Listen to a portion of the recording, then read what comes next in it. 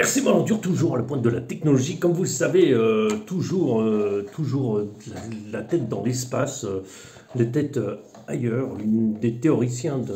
Alors, je suppose que j'ai compris, c'était de la NASA. Défie de. Alors, vous savez qu'il y a le. Vous connaissez peut-être comment on appelle ça? Le paradoxe de Fermi qui explique statistiquement pourquoi. C'est étrange de ne pas avoir de contact avec des extraterrestres, mais en plus vient une autre théorie qui vient par-dessus, c'est la théorie du grand filtre. Donc la théorie du grand filtre étant, si on n'a pas de contact avec les autres civilisations, malgré qu'elle aurait que 1000 ans d'avance, elle serait déjà la moitié de la galaxie, elle aurait déjà avancé, quoi. Mais du coup, des chercheurs mettent une théorie carrément intéressante. Parlons du grand filtre. Alors le grand filtre, c'est quoi? On ne sait pas. Ce serait un filtre que personne n'arrive pas à passer, aucune civilisation n'arrive à passer. Et que nous, on s'approche du grand filtre. Et oui, pourquoi? Pourquoi ce grand filtre? Parce qu'on n'a pas de contact. C'est purement de la théorie, mais pourquoi pas? Et eux mettent en avant que les autres civilisations ne sont pas en contact avec nous. Il y en a eu d'autres, mais elles n'ont pas passé le grand filtre. Voilà. Donc c'est pas très positif pour nous. Voilà, je suis pas là pour parler du grand filtre, hein. Je suis là pour parler du petit filtre, du petit filtre. Voilà, sur ces notes pas très intéressantes. Voilà, je sortis le TRX4, le CX24, n'importe quoi, je raconte n'importe quoi, parce qu'on va parler des petits modèles. Voilà, il y a déjà un nouveau modèle qui est sorti, bon, qui était prévu depuis un certain temps, c'est notre ami le CRX18 de chez Hobbytech, qui est sorti, qui a l'air pas mal dans sa conception, puisque ça reprend un peu les grandes lignes du SCX24 en plus grand, puisque ça a 18, hein, c'est un peu plus grand. Donc on est plutôt dans le TRX-M, voilà, un TRX4M, donc qui est aussi un 18e, donc ça a un peu plus grand en taille. Et par contre, ce qui se passe, c'est que bon, il a l'air pas mal, pas mal. La différence vraiment avec ça va être que sur le SX24, il est vraiment miniature, mais bon, ce que j'ai vu, j'ai pas vu beaucoup, vous allez voir la chaîne de RC Live, il a fait un live pour faire un excellent unboxing et il y aura aussi un roulage avec son avis et tout ça. Donc c'est pas mal. C'est toujours intéressant à regarder. Après, je vais parler moi maintenant de ce qui m'intéresse, ce qui peut vous intéresser aussi, mon avis, puisque bon, jusque-là vous me suivez encore, et certains soutiennent mon avis. Donc voilà. Qu'est-ce qu'on va dire?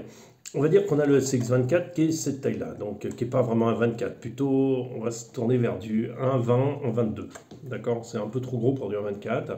Ce qu'avait souligné un abonné, il avait fait un calcul, d'ailleurs je te remercie parce que bon, je pense qu'il n'y a pas vraiment de normes sur la taille vraiment, donc c'est un peu plus ou moins comme ça qu'on s'est fait. Maintenant qu'on se lance dans le 1,18, en fait on s'aperçoit que le 1,18 est juste un peu plus gros que le 1,24 de chez Axial. Alors que le 1,18 est plutôt relativement à l'échelle. Donc on a le TRX-M, donc celui-là il est un poil plus gros que celui-là, d'accord, parce que là c'est le axial. Et on a le 1,18 version axiale étant parti sur une mauvaise taille là-dessus qui ressemble plutôt à un 1,12, c'est ce Capra. Voilà. Alors moi, qu'est-ce que je pense automatiquement? Celui-là, il est très beau, c'est très chouette, merci. C'est très très bien, axial, il fonctionne très bien. Ce qu'il y a, c'est qu'il a un hardbody. Hardbody veut dire du point hauteur. Il a des capacités sympathiques, mais relativement limitées par rapport aux autres modèles qui ont des carrosseries plastiques. On est d'accord.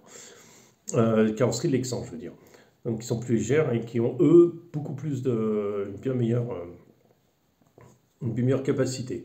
C'est ce qu'on va retrouver sur le TRX-M. On retrouve à peu près la même conception, assez simple, on n'a pas les pans déportés, on reste sur à peu près la même chose, mais on a une aussi belle carrosserie, à peu près pareil. Bon là l'avantage qu'il y a à l'intérieur, sur l'autre il n'y a pas d'intérieur, c'est le TRX-4M, qui est un poil plus gros. Après on a le CRX, bon si on aime la carrosserie Jeep du CRX, il n'y a pas de problème, c'est tout gagnant. Il est très chouette. Bon, il n'a pas les vitres transparentes, bon, par contre, il est moins cher. Celui-là, on est dans les 140 euros. Le TSSM est plutôt dans les 200 euros, mais lui, il a tout en bac en bronze. Donc ça, c'est très dommage. Et après, et par contre, ils ont développé une full option, full gamme d'options. Donc ça, on voit venir Traxas très rapidement sur le fait que votre engin, pour qu'il marche, il va vous coûter déjà 400 euros, le prix d'un TRX4 normal, sport. Et après, ça, on les voit venir. Et après, on a le Axial, comment on appelle ça, le CRX. Alors là, je ne sais pas du tout les options. Je sais que le prix tourne autour de 150 euros, à peine plus cher qu'un 1.24. Il est un peu plus grand et du coup, aurait des meilleures capacités. Voilà, parce qu'on a des roues plus grandes, parce que voilà. Bon, il a fait un test qui a l'air pas mal du tout, pas mal du tout. RC Life. Et par contre, on a hors norme hein, le Capra 1/18e qui correspond plus à un 12e, on va dire, grosso modo. Hein.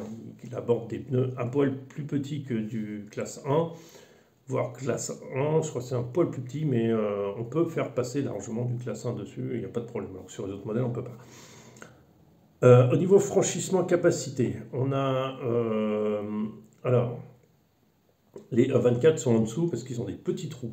D'accord. Et c'est difficile de garder le poids au sol. Je parle de base. Hein. Voilà. Les 1/18e vont être un peu plus lourds, un peu plus des carrosseries Lexan, un peu plus légères. Donc là, on aura de meilleures capacités déjà qu'un 1.24. Et par contre, la gamme au-dessus, ça passe sur le 1.18, sur un 18 axial, le Capra, qui lui a vraiment de très bonnes capacités dans l'idée où il est quand même assez... c'est une copie conforme du Capra à l'échelle 1/10e, en plus petit. Lui, ça en prend exactement la même chose. Donc on est vraiment sur une conception modélisme qui est très très aboutie. Et on est sur là-dessus. Là, par contre, on est sur un tarif qui est un peu au-dessus, quand même, qui est plutôt dans les 250 euros. Mais l'intérêt, c'est que vous ayez carrément, on va dire un 12e carrément, et un truc qui franchit quasiment ce que peut franchir un 10e. Donc on n'est pas du tout dans la même chose. Voilà, alors moi ce que je pense honnêtement, c'est que si vous avez un 24, c'est pas très utile, surtout le SX, le SX24, parce que si vous prenez les mini-Z, ils sont plus petits, c'est pas très intéressant de prendre les M, les 1.18 TRS4M, ni le Hobbytech. Je pense que c'est pas très, très intéressant. Il n'y aura pas une énorme différence entre tout ça. Voilà, donc moi je passerai plutôt directement de celui-là au Capra. Moi, honnêtement, j'aimerais bien choper un Capra parce que ça fait longtemps que j'en veux un. Et ça permet d'être une alternative au niveau prix déjà, parce que au lieu de... Alors je vous donne les prix en tchèque comme ça vous donnera juste un rapport, hein, parce que je ne connais pas les prix en français. Le Capra normal, celui qui a 4 roues motrices, machin truc, il est autour des 15 000 couronnes. On a celui qui est 4x4, qui a les 4 roues directrices, c'est plutôt celui-là qui m'intéressait. Mais celui-là est presque à 16 000 couronnes, tchèque. Et le 1/18e, il est qu'à 6 200, 6 300 couronnes tchèques. Donc il est beaucoup, beaucoup moins cher, tout en ayant la même conception, tout en ayant des capacités très, très supérieures à ça, et quasiment celles d'un 1.10. Donc je vous en parle parce que quelqu'un qui a un 24, il ne saura peut-être pas se cadrer vraiment là-dessus. Donc voilà. Donc si vous cherchez, vous avez peur du 1.24, de passer au 1.24 en trouvant que c'est trop petit, j'ai pas le terrain, ça ira pas en tout terrain, ça marche très très bien en tout terrain. C'est juste quand c'est sale, quand vous avez des feuilles, quand vous avez des trucs, c'est un véhicule qui n'a pas beaucoup de capacité, de moyens de faire dû à sa petite taille. Après, passer au 1.18, ce sera un poil plus gros, un poil plus performant, mais ça ne résoudra pas non plus le problème. Mais ça reste un choix. Vous avez un choix pas trop cher, à peine plus cher qu'un 24, c'est le Hobbytech, qui peut être un très bon choix. Et si vous voulez vraiment aller rester chez Traxxas, si vous êtes fan de Traxxas, vous pouvez, mais c'est un poil plus cher. Après, si vous, moi je suis fan d'Axial, hein, par contre, si vous voulez vous lancer dans un truc plus transportable, mais qui a quand même de meilleures capacités de franchissement et tout ça, je vous conseille plutôt le 1.18. Voilà, le 1.18 de chez Axial, le Capra. Ce qu'il y a aussi, c'est à savoir, c'est que le 1.18 Capra n'a pas, de base, très bon, mais n'a pas une énorme stabilité. Pourquoi? Parce que sa conception châssis, cage, c'est ce qui est de plus lourd en hauteur. Donc c'est pas vraiment ce qu'il y a de plus efficace en fait, si vous voulez. Et cette cage en hauteur pose un problème de poids. Le truc, c'est que vous mettez du poids dans les roues, dans les pneus, comme ça, vous trouvez une alternative comme ça, et vous allez tout de suite trouver comment faire. Mais ce qu'il va falloir, c'est gagner un peu de poids en hauteur et le rabaisser, surtout le rabaisser, pour avoir vraiment une meilleure capacité. C'est un gros défaut du Capra, c'est qu'il est un peu trop tendu sur les pattes et qu'il est un poil haut. Par contre, c'est lui qui a le meilleur potentiel, c'est clair, de ce côté-là. Voilà, je veux juste vous orienter un peu là-dedans, parce que du coup, ça commence à y avoir du 1.24, 1.18 qui ressemble à du 1.24, plus du 1.18 qui ressemble à du 1.12e. On ne sait pas trop. Après, bon, souvent, ce qui fait le choix, c'est surtout la gueule, comme on veut. Je pense que le Capra 1.18 peut être une super alternative, et c'est ce que je pense et que je vais faire sûrement. C'est, je vais le prendre un jour ou l'autre, je pense, mais une super alternative au Capra 1.10e. Et je pense que ça vous permettra d'avoir un Capra pour moins cher. Et ça, c'est vraiment un truc assez top. Voilà, sur ce, je vous souhaite une bonne journée. C'était juste parce que je suis tombé sur le live de RC Live, Live, que je voulais en parler un peu, parce que du coup, ça peut paraître confus à beaucoup de gens. Qu'est-ce que je fais? Qu'est-ce qu'il y a? Qu'est-ce qu'il y a? Bon, vous pouvez me contacter de toute façon par Facebook, Martin RC Prague ou RC. Et je peux vous aider.